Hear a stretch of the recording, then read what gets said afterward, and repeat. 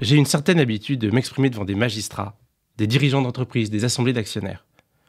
Je suis néanmoins presque intimidé de me retrouver aujourd'hui, à votre invitation, devant le micro de RCJ, la radio juive et républicaine du Fonds social juif unifié. Je me réjouis vivement de rejoindre cette antenne.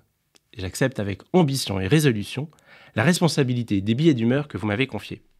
Cette participation à la vie communautaire marque une nouvelle étape dans ma vie d'homme et de citoyen. J'y décèle notamment l'occasion de rendre à la collectivité un peu de ce qu'elle m'a apporté.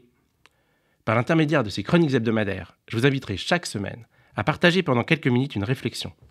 J'ai retenu cette année le thème « Les Juifs et la modernité », qui permet d'embrasser de nombreux aspects de l'histoire, la vie et la culture juive au sein de la République, auxquels les Juifs de France sont liés depuis l'émancipation de 1791.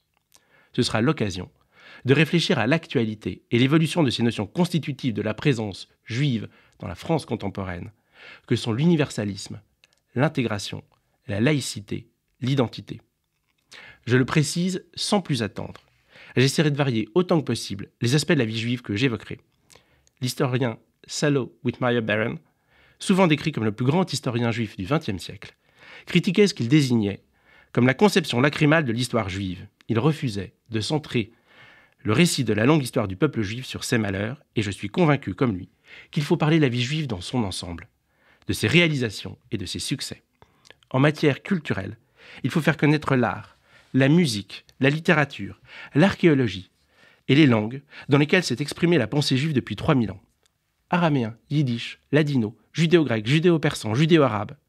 J'évoquerai notamment en leur temps l'exposition Salonique, Jérusalem des Balkans 1870-1920, qui s'ouvre prochainement au musée d'art et d'histoire du judaïsme à Paris, ou le film Golda Meir sur l'ancien Premier ministre d'Israël, qui sera diffusé dans les mois qui viennent.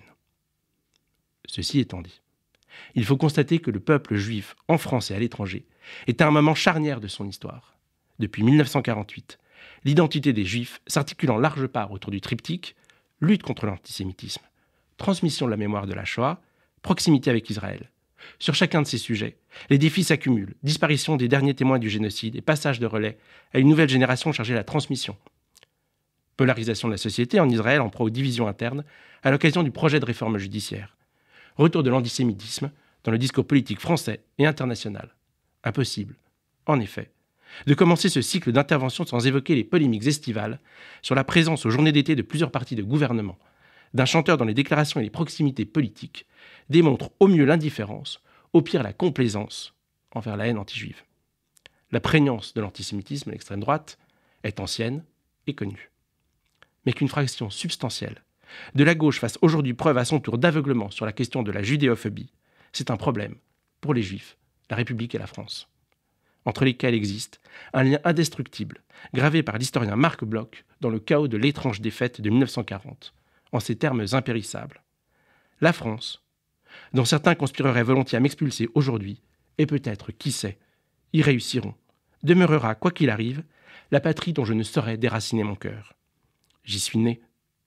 J'ai bu aux sources de sa culture, j'ai fait mien son passé, je ne respire bien que sous son ciel, et je me suis efforcé à mon tour de la défendre de mon mieux.